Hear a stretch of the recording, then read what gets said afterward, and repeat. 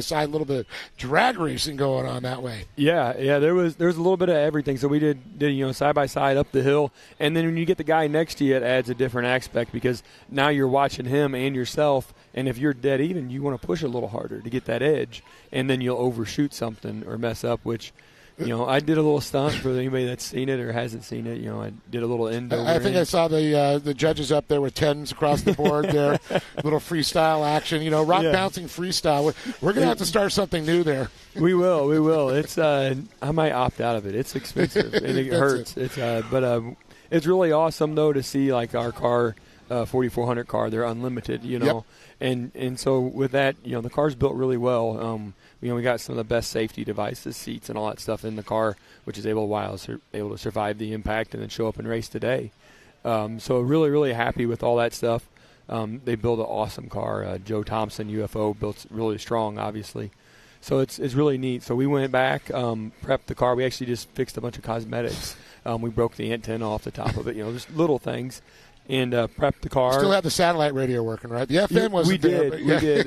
Yeah, it was Bluetooth. We were good. Bluetooth, there you go.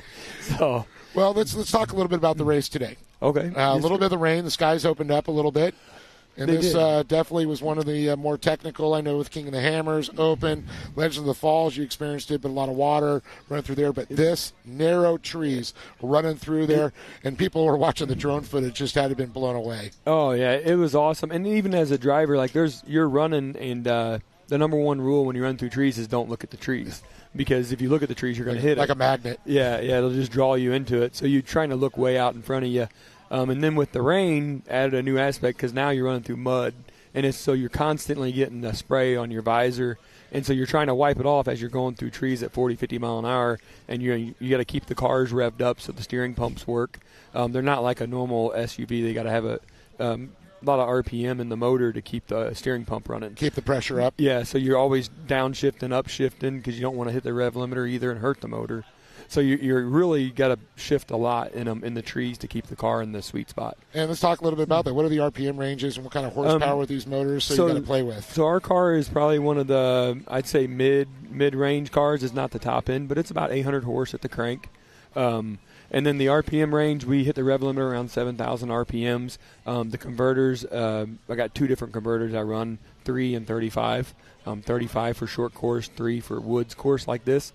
So we had the 3,000 stall in the car, and you're running. So you're trying to keep it in between about 3 and 6, I would say. And that's your optimum horsepower range and the car, performance. It does really good. So with 800 horse, there's spots you can overpower the track. So you keep it down a little bit, 4,000, 5,000 RPMs. But then there's a spot you get out in them open fields, run her on up, 6,800, shift next gear.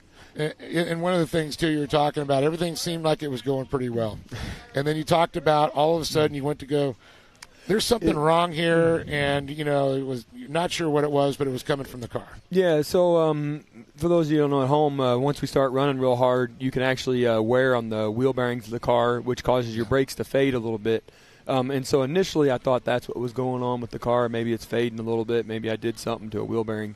And as I ran, the brakes kept getting worse and worse. And the pedal kept going away. And then I got to where I couldn't pump it back up. So I couldn't pump it and get any brakes. And so then I knew that something was really wrong with the car. And running through the tight trees, we ripped the antenna off the top of the car. And so then it ended up killing